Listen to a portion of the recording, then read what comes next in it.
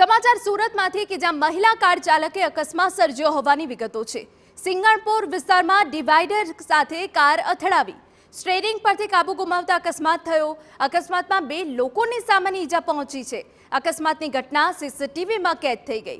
સિંગણપોર પોલીસે તપાસ શરૂ કરી હોવાની વિગતો મળી રહી છે। એક મહિલા કાર ચાલકે અકસ્માત સર્જ્યો છે। અચાનક સ્ટીયરિંગ પરથી કાબુ ગુમાવી દીધું અને તે બાદ આખો અકસ્માત સર્જાયો છે। સિંગણપોર વિસ્તારમાં ડિવાઈડર સાથે કાર અથડાવી હોવાની વિગતો મળી રહી છે। સ્ટીયરિંગ પરથી કાબુ ગુમાવતા અકસ્માત થયો। આ અકસ્માતમાં 2 લોકોને સામાન્ય ઈજા પહોંચી છે।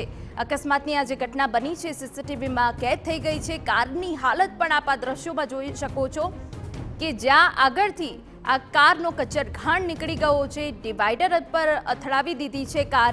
સિંગણપોર પોલીસે હવે વધુ તપાસ હાથ ધરી છે।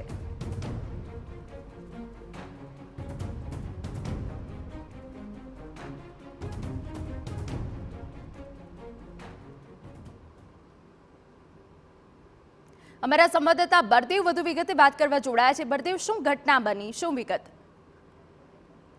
જે રીતે સુરતના સિંગણપુર વિસ્તારની જે ઘટના સામે આવી છે કે સુરતની અંદર અવારનવાર અકસ્માતની ઘટનાઓ છે તે સતત બનતી હોય છે, એટલે લોકો છે બેદરકારી જે સામે આવતી હોય છે। ત્યારે સુરતના સિંગણપુર વિસ્તારમાં મોડી રાત્રિના દરમિયાન એક મહિલા દ્વારા જે કાર ચલાવી અને જઈ રહ્યા હતા તે દરમિયાન અચાનક જે આ કાર હતી તે ડિવાઈડર સાથે અથડાઈ હતી અને સ્ટીયરિંગ પર કાબુ ગુમાવતાની સાથે જ આખો અકસ્માત સર્જાયો હતો।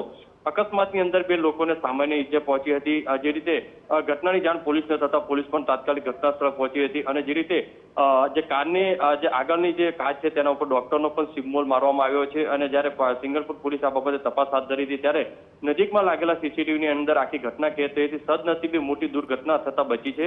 હાલમાં તો જે સિંગણપુર પોલીસ દ્વારા આ બાબતે જે અકસ્માતનો જે ગુનો નોંધીને વધુ તપાસ હાથ ધરી છે। મહિલા કોણ છે તેની તપાસ શરૂ કરવામાં આવી છે।